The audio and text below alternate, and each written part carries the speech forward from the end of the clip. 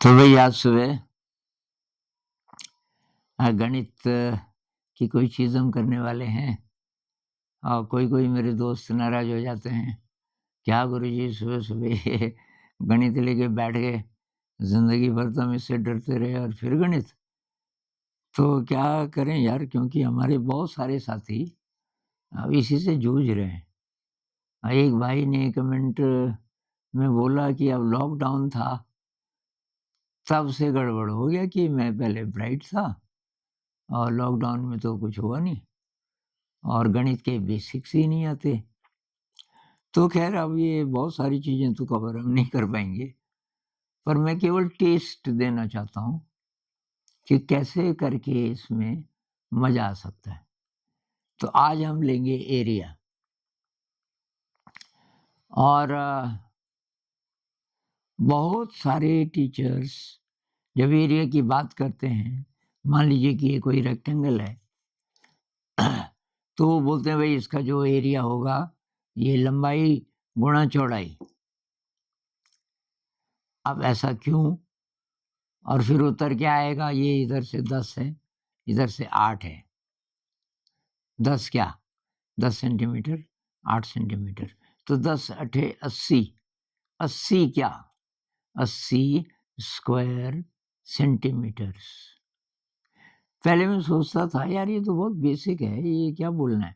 ख़ासकर टीचर्स को तो पता ही होगा।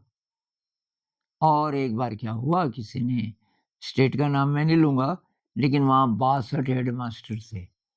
शिक्षा का कोई बड़ा आयोजन था और मेरी बारी आई बोलने की, तो मैंने यही बोला कि यार बेसिक्स नहीं आते बहुत सारे बच्चों को। तब तक मुझे ये नहीं पता था कि टीचर्स को भी। तो मैंने कहा ये खेल खेलेंगे, आप अपने एक हाथ में 5 वर्ग सेंटीमीटर का कागज़ लो, तो उनके पास वो रफ कॉपी टाइप थी। 5 स्क्वायर सेंटीमीटर्स और वो कागज़ सबका अलग-अलग था। किसी का कितना, किसी का कितना, लेकिन सबका जो साइज़ है वो स्क्वायर जैसा था, उसकी शक्ल। तो उन्होंने क्या सोचा, 5 स्क्वायर सेंटीमीटर मतलब 5 इधर और 5 इधर। अब सेंटीमीटर किसी का जहाँ तक भी पहुँच रहा था, वो अलग बात है, लेकिन उनका लॉजिक ये था कि 5 स्क्वायर सेंटीमीटर का मतलब होता है 5 सेंटीमीटर इधर होगा, 5 इधर होगा। तो भाई वो तो 5 पंजे 25 हो गया ना उसका एरिया। तो उसके बाद मैंने एक्सप्लोर करना शुरू किया, तब तक ये शुरू नहीं हुआ था एपीवी। मैंने कहा यार बेसिक्स नहीं आते लोगों को। तो मैंने यहाँ पे थोड़ा पानी रखा है। ये बहुत ही छोटी टुकड़ी है, तब शायद आपको याद रहे। नहीं, आपको तो पता है, मैं उनकी बात कर रहा हूँ जिनको नहीं पता। ये जो बिंदी मैंने लगाई है, यार ये तो गिर जा रही है। तो ये है 1 स्क्वायर सेंटीमीटर। ये जो बिंदी है, ये 1 स्क्वायर सेंटीमीटर। ये 1 सेंटीमीटर इधर है, 1 सेंटीमीटर इधर है। वर्ग है, इसलिए इसको बोलते हैं वर्ग सेंटीमीटर। तो 1 स्क्वायर सेंटीमीटर, इसके अंदर भी देखो आप, तो 100 खाने हैं। कोई पूछे उसमें से एक खाने को क्या बोलेंगे? तो 1 स्क्वायर मिलीमीटर। इससे नापते हैं हम किसी सरफेस को। हम इसको, तो इसलिए मैंने ये वर्ग वाले क्या बोलते हैं इसको, ग्राफ पेपर पे काटा है। इससे जब हम नापेंगे कि भाई कितने ऐसे-ऐसे खाने, कितने इस पे, जब तो इस पे तो बना हुआ है ना, ये दिखाने के लिए है। तो जो परीक्षा में सवाल हैं तो अब ये ऐसा तो हमारे पास होगा नहीं, पर मैं कॉन्सेप्ट बता रहा हूँ। इससे नाप के ये 10 बार इधर आ रहा है, इससे नाप के ये 9 बार इधर आ रहा है। ऐसे-ऐसे खाने 90, 10 नहीं, इधर कितना है 8, 1, 2, 3, 4, 5, 6, इधर 8 है भई, इधर 10 है। 10 अठे 80 ऐसे टुकड़े, 80 स्क्वायर सेंटीमीटर्स इसका एरिया है। एरिया को नापने के यूनिट्स हैं। ये छोटा यूनिट है, बड़ा मीटर हो सकता है, जैसे ज़मीन नापनी हो आपको कहीं से कहीं, और बड़ा क्षेत्र हमारा देश, हमारे देश का एरिया कितना होगा तब किलोमीटर में बोलते हैं, स्क्वायर किलोमीटर। तो ये जो वर्गाकार खाने हैं, ये हैं यूनिट्स इसके मेजरमेंट के, किसके, एरिया के। अब इसको तो आप जानते ही हो, ये तो आयत है। आयत का क्षेत्रफल होता है लंबाई गुणा चौड़ाई। बहुत सारे ऐसे होंगे उनको बोलो ना ना ये तो चौड़ाई गुणा लंबाई होता है, थोड़ा थोड़ा गड़बड़ा जाएंगे। अरे भाई, लंबाई गुणा चौड़ाई का मतलब इधर से ये 10 10 10 की 8 लाइन है, 10 8 80। चौड़ाई गुणा लंबाई का मतलब इधर से 8 है और 8 8 की 10 लाइन। ये जो छोटी छोटी बातें हैं ना, ये क्लियर करनी बहुत जरूरी है बच्चे को, अंदर ही अंदर कंफ्यूजन रहता है थोड़ा थोड़ा थोड़ा। ठीक, तो आयत में तो कोई प्रॉब्लम नहीं। और आपको ये जितने भी प्रकार के ये जो ये क्वाड्रिलैटरल्स होते हैं, चतुर्भुज, उनका एरिया समझाना हो तो ये राजा है। ये कौन, आयत। आयत को क्या बोलते हैं, आयत को सर क्या बोलते हैं, रेक्टेंगल। तो इसको इंग्लिश में बोलते हैं रेक्टेंगल। कई लोगों को हिंदी नहीं आती, तो रेक्टेंगल। तो रेक्टेंगल का तो हमें पता है भाई, लंबाई गुणा चौड़ाई, लॉजिक भी समझ आ गया। अब अगर ये रेक्टेंगल ना हो, कुछ और हो, मान लीजिए कि इसमें से मैं एक टुकड़ा काट दूं एक किनारे से, और तब आपको पूछूं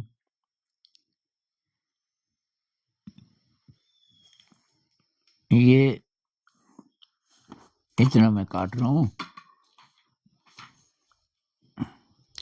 और उसके बाद मैं आपको इसकी शक्ल का नाम पूछूंगा।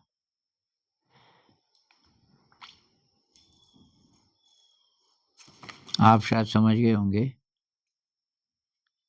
कि इसका नाम क्या होगा। ये साहब मैंने एक त्रिभुज निकाल दिया इसमें से, ये वाला। अरे आया भाई, ये त्रिभुज निकाल दिया। ये है इधर से आपका 1 2 3 समकोण त्रिभुज है। इधर से 1 2 3 4 5 6 7 8, 8 3 24 का आधा 12, इसका क्षेत्रफल हुआ 12। अब त्रिभुज तो बच्चे को आता ही होगा ना, जब आप ये चीजें करा रहे हो तो ये 12 कम हो गया। अब इसका सूत्र क्या होगा, इसकी ये दो भुजाएं समांतर हैं, तो ट्रेपीजियम बोलते हैं शायद इसको, ट्रेपीजियम हिंदी में समलंब। समलंब इसलिए बोलते हैं कि ये लंब खींचेंगे, अगर ऐसे ऊपर से नीचे लंब खींचेंगे तो हर एक लंब बराबर होगा। वो तब होता है जब ये दोनों पैरेलल लाइंस होती हैं। तो ये और ये नहीं है पैरेलल, ये तो कहीं मिलेंगे ना, पैरेलल नहीं, और ये पैरेलल है। अब इसका क्षेत्रफल कैसे पता चलेगा, तो इसका जो सूत्र है, सूत्र क्या है, समांतर भुजाओं का योग।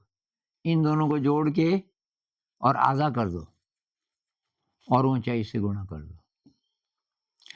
इन दोनों को जोड़ के आधा कर दो और ऊंचाई से गुणा कर दो। क्यों कर दो, ये लॉजिक अब आपको समझाना पड़ेगा बच्चे को, अगर आप टीचर हैं तो इसको समझाने में भी आयत मदद करेगा। मैं इसको दोबारा चिपका रहा हूं इस पे, ऐसा था ना, ये था आयत, इसका क्षेत्रफल था, क्योंकि 10 और 8 है तो 10 सटे 80 स्क्वायर सेंटीमीटर्स। अब इसमें से मैंने ये निकाला इस कोने से, और इसको मैं अगर ऐसे लगा दूं इधर, इस शक्ल का क्या नाम हुआ, ये भी ट्रेपीजियम है। ये ट्रेपीजियम क्यों है, क्योंकि ये और ये भुजाएं समांतर हैं। तो अब आप लॉजिक पकड़ गए होंगे। भाई समांतर भुजाओं का योग, ये भुजा जितनी छोटी हो गई उतनी ये बड़ी हो गई। ये जो डिस्टेंस है, जो पीस मैंने काट के लगाया, ये जो डिस्टेंस है ये यहाँ से कटी, तो इसकी जितनी ये भुजा कम हो गई उतनी ये ज़्यादा हो गई। तो जब ये आयत था तो कितनी रही होगी? दोनों को जोड़ के आधा कर दो। भाई देखो, आपके पास से 10 चॉकलेट और मेरे भी पास से 10 चॉकलेट। अब आपने बेईमानी की, 2 चॉकलेट अपने में रख दिए। अब गिनती तो मेरे को आती नहीं, तो आपके पास कितने हो गए? 12। मेरे पास कितने हो गए? 8। अब मुझे शक पड़ गया। मैंने कहा नहीं, पहले तो हमारे पास बराबर थे। तो बराबर करने के लिए क्विक हिसाब लगाना हो तो क्या करेंगे कि भाई कुल कितने थे हमारे पास? कुल कितने? अभी कितने हैं? अब मान लीजिए कि कोई आ गया जिसको गणित आती है, वो बोलता है देखो भाई, अभी आपके पास हैं 12 और 8, 20। बराबर थे कि हाँ? तो 10-10 थे। वही हिसाब यहाँ भी है कि जब ये आयत था तो तब ये ये भुजा और ये भुजा मिलाकर उसका जो आधा है वो थी आयत की लंबाई। अगर गड़बड़ा जाए बच्चा, एक बार फिर कर दो ऐसा, क्या फ़र्क पड़ता है? अब ये आयत है आपका 10, तो 10 गुणा 8 इसका क्षेत्रफल है ना, तो हम 10 और 10 जोड़ें और आधा कर दें तो 10 ही तो होगा।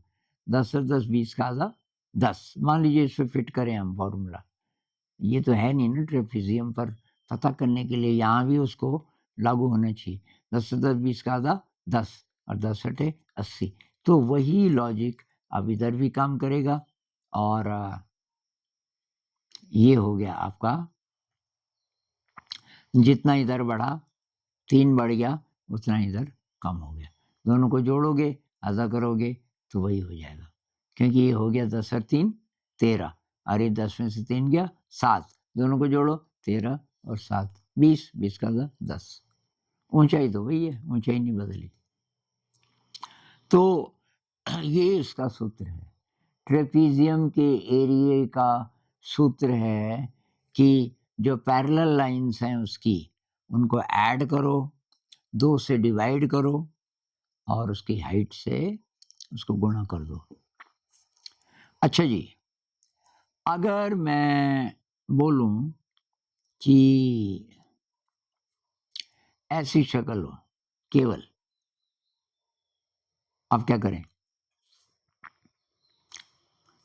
अब ये समांतर भुजाओं का योग बटे 2, लॉजिक तो वही रहेगा, लेकिन अब ये तो आयत तो नहीं है ना, इसमें अब वो बात नहीं है कि काट के दूसरी तरफ लगाया और वो शक्ल कुछ और है, लेकिन हम दोबारा इसका हम आयत नहीं बना सकते, क्योंकि आप इतना काटोगे भी, उसको चिपकाओगे तो आयत तो नहीं, कुछ और बनेगा। इसका क्या लॉजिक है?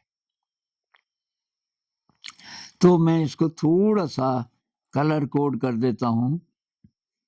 तो ये हैं इसकी लंबाइयां, पैरेलल लाइंस। पैरेलल लाइंस को मैं क्या बोलते हैं इस रंग को? ये पर्पल,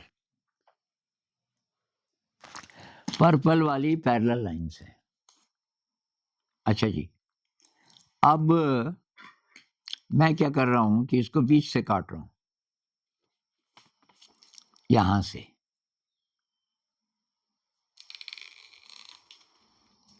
थोड़ा सा भी और हिम्मत से काम लीजिए, जिनको गणित से या तो डर लगता है या बोर हो जाते हैं, थोड़ा थोड़ा इसमें रस डालिए, तो यही मजेदार हो जाएगा।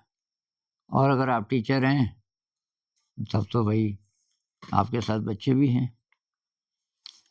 तो ये इसके मैंने 2 टुकड़े किए, ऐसा था ना, 2 टुकड़े किए, और दोनों की क्योंकि चौड़ाई बराबर है, मैंने बीच से काटा। अब मैं इसको ऐसे लगा दे रहा हूं।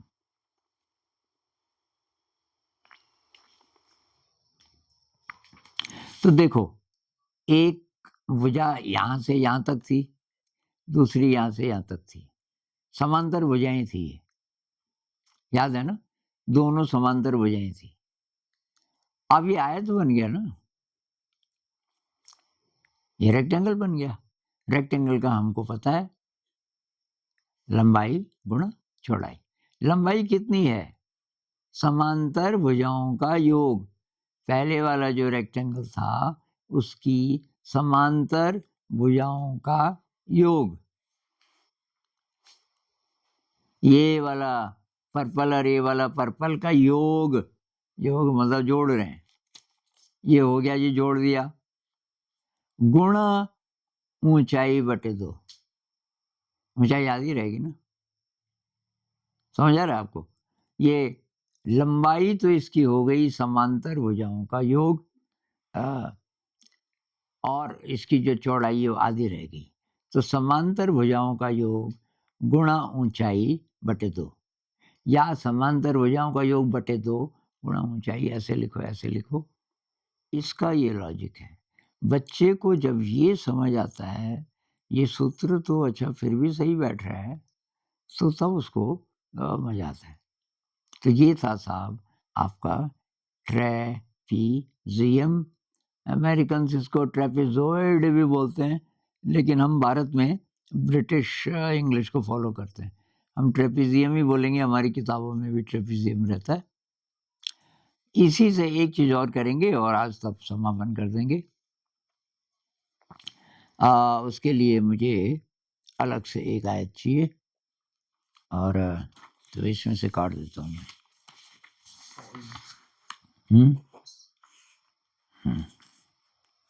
इसमें से काटेंगे।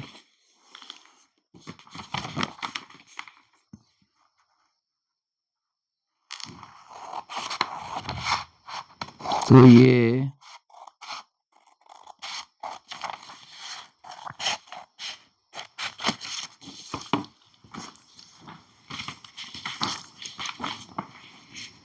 ये आयत है। पॉज किया हो क्या आपने? नहीं। अब पॉज क्या करना,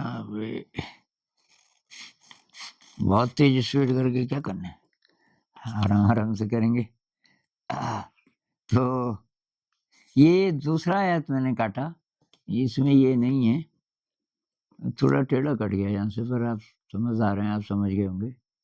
इसको सीधी रेखा मान लीजिए, और अब इससे एक हम ऐसी चीज करेंगे जिससे बच्चे को बहुत मदद मिलेगी।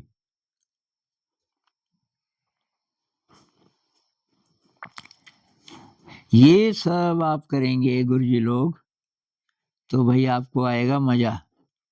हींग लगे न फटकड़ी, रंग चोखा एक है ना मोहरा। इस अब क्लास में तो जाना ही है। अब कुछ लोग खुश नहीं रहता चेहरा, खुश एकदम, तो इससे आपको खुशी मिलेगी। तो ये है साहब दोबारा फिर आयत, और इसका नाम रखना है तो रखो। तो इसमें मैं लिख भी देता हूँ, इसका नाम लिख देते हैं। इसकी लंबाई का नाम अगर हम ए माने, और इसको भी ए बी की जरूरत नहीं है, और कंफ्यूज हो जाएंगे कोई कोई लोग जिनको गणित में ज़्यादा मज़ा नहीं आता। तो ये था साहब आयत। इसका क्षेत्रफल आप जानते हो, लंबाई गुणा चौड़ाई। अब दोबारा से मैं इसके एक कोने से एक ट्रायंगल काट रहा हूँ, एक ट्रायंगल काट रहा हूँ। ये कट गया साहब। ये ट्रायंगल मैंने यहाँ से काटा, और इसको साहब मैंने यहाँ लगा दिया। तो ये बन गया आपका ट्रेपीजियम। इसका क्षेत्रफल क्या होगा? ये भुजा प्लस ये भुजा, ये जो पैरेलल लाइंस हैं, बटे 2 गुणा ऊंचाई। ये हमने अभी अभी किया है। ये पैरेलल लाइंस को ऐड करो, आधा कर दो, और इससे ऊंचाई से गुणा कर दो। लेकिन मैं इस पीस को ऐसे पकड़ूं, अब क्या बना? अब ये बन गया समांतर चतुर्भुज। हिंदी में ये और ये पैरेलल हैं और ये भी पैरेलल हैं, बराबर भी हैं, पैरेलल भी है। भाई देखो, जितनी मैंने डिस्टेंस काटी एक जगह से, इधर से मैंने काटा तो ये लंबाई तो नहीं छेड़ी, ये तो एंड पॉइंट है ये, और ये जो चौड़ाई है अब ये यहाँ फिट हो गई नीचे, तो नीचे इधर से जितना छोटा हुआ उधर इधर से बड़ा हो गया, तो उतना ही तो है। इसलिए इसका क्षेत्रफल वही रहेगा जो आयत का था। आयत में हम बोलते थे लंबाई गुणा चौड़ाई। अब इसकी लंबाई, अब ये टेढ़ा टेढ़ा है ना, तो इसको बोल देते हैं बेस इंटू हाइट। हाइट तो वही है जो आयत की थी, बेस भी वही है जिसको हम लंबाई बोल रहे थे आयत की। तो ये है आपका पैरेललोग्राम। पैरेललोग्राम का सूत्र लगभग आयती जैसा क्यों होता है? तो अच्छा, इसको चौड़ाई क्यों नहीं बोलते? ये तो लंबाई तो ठीक है, लंबाई गुणा चौड़ाई, उसमें खतरा ये है कोई इसको ना मान ले चौड़ाई, क्या भरोसा। तो चौड़ाई जब हम बोलते हैं या हाइट बोलते हैं, हमारा मतलब होता है ये परपेंडिकुलर जब डालें ऊपर से नीचे, उसकी जो हाइट है। तो आज हमने 3 चीजें कर दी उतनी ही मटेरियल को लेकर के। जो आयत था, और आयत को आयत हमको पता था लंबाई गुणा चौड़ाई, नहीं तो ग्राफ पेपर से समझा दीजिए। उतने क्या स्क्वायर यूनिट्स, यहाँ हमारा यूनिट है सेंटीमीटर, और उसका एक कोना काट दो, एक त्रिभुज काट दो। तो अब त्रिभुज अगर बच्चे को पता ही होगा, तो और ढंग से भी वो इसका क्षेत्रफल निकाल सकता है। भाई आयत का कितना था और ये कितना है, ये त्रिभुज का होता है ना कि आधार base into height divided by 2। Divided by 2 क्यों? ये आज नहीं करेंगे, ये भी मिस्ट्री होती है कि डिवाइड बाई 2, चलो कर ही लेते हैं। ये भी है ना एक आयत, इसको आप सीधा मान लो, क्योंकि दूसरा काटने में बहुत टाइम लगेगा। ये आयत है लंबाई गुणा चौड़ाई, और मैं आधा कर दूंगा इसको यहाँ से काट के डायगोनल से, तो जो आधे का क्षेत्रफल आधा ही तो होता। भाई ये जो है ना, 2 त्रिभुज बन गए। आयत का क्षेत्रफल है लंबाई गुणा चौड़ाई, ये एग्जैक्टली इसका आधा है। अब किसी को शक हो कि है कि नहीं है, तो भाई इसके ऊपर फिट करके देख लो, फिट करके देखोगे कि एग्जैक्टली आधा है। तो आधे का क्षेत्रफल आयत का आधा। लंबाई इसको हम बोल रहे थे उस समय, चौड़ाई इसको बोल रहे थे। लंबाई गुणा चौड़ाई तब होता अगर ये भी होता, ये नहीं है, बटे 2। अब लंबाई चौड़ाई तो बोल नहीं सकते, इसकी तो 3 साइड्स है, किसको बोलें लंबाई? तो हम बोलते हैं base into height divided by 2। आप इसको भी बेस मान सकते हैं, base into height divided by 2। और आप इसको अगर यूं पकड़ो तो तब ये देखना पड़ेगा संपूर्ण कहाँ पे है। तो एक को बेस मान लो, एक को हाइट मान लो, या तो यूं पकड़ लो डिवाइडेड बाई 2 क्यों होता है? ये त्रिभुज में बहुत लोग इस चक्कर में पड़े रहते हैं। अब बोलते ही नहीं है ना, बच्चे बोलेंगे कैसे? अब 9th 10th में पहुंच गए मान लीजिए, हालांकि ये चीज़ तो कक्षा 8 की है, पर 9th 10th में अगर ये चीज़ हो रही होगी, बहुत लोग, क्योंकि बेसिक्स क्लियर नहीं है। तो आज हमने कवर किया भाई, रेक्टेंगल से शुरू किया। रेक्टेंगल के एक साइड में से एक त्रिभुज आपने निकाला, तो रेक्टेंगल का क्षेत्रफल माइनस ए बराबर ये ट्रेपीजियम का क्षेत्रफल। लेकिन इसका अपना भी एक सूत्र होता है जो कि बहुत काम का है, कि समांतर भुजाओं का योग, पैरेलल लाइंस को ऐड करो, 2 से डिवाइड करो इनटू हाइट, और आप इसी को अगर ऐसे पकड़ो तो ये हो गया आपका पैरेललोग्राम। और पैरेललोग्राम का जो क्षेत्रफल है वो क्या होगा? ये साइड इनटू हाइट। और मैं ये बता रहा था कि हाइट हमेशा लंबवत दूरी को बोलते हैं। ये परपेंडिकुलर डिस्टेंस को ही हम हाइट बोलेंगे। थोड़ा मजा आया आप लोगों को? पहले की अपेक्षा जो गणित से डरते थे थोड़ा सा मजा आया, तो ये मजा बढ़ता जाएगा धीरे धीरे धीरे धीरे धीरे धीरे। और अब मैं कंपेयर करता हूँ, जब मैं ऋषि वैली में था तो मैं तो इंग्लिश टीचर था वहाँ, लेकिन लाइब्रेरी में मैं ढूंढता था गणित की नई नई चीजें। शौक तो मेरा बचपन से था। अब यहाँ आकर वो शौक खिला, और मैंने एक किताब लिखी है जिसमें 200 सवाल बनाए हुए हैं अपने, ज़्यादातर एरिया से ही रिलेटेड, क्योंकि उस पर रंग लगाए हैं। तो एरिया में चित्र होता है ना, और वो छपने वाली है। मेरे एक दोस्त ले गए कि मैं छापूँगा। तो अब देखते हैं उनके पास कब रिसोर्सेज़ होते हैं। और 200 क्वेश्चंस पहले मैंने क्वेश्चन बनाए और इन लोगों को दिए। इन्होंने बोला कि जी ये तो बहुत मुश्किल है, ये आप सॉल्व करो।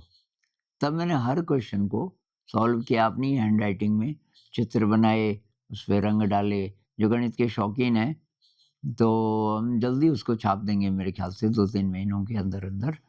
और बाय द वे भई, आप पब्लिकेशन में मदद करना चाहें, मेरी किताबें हैं 8-9, और उनमें से एक ही हम अभी कर पाए पब्लिश, साविद्या या विमुक्त, एक ही 200 कॉपीज़ बस।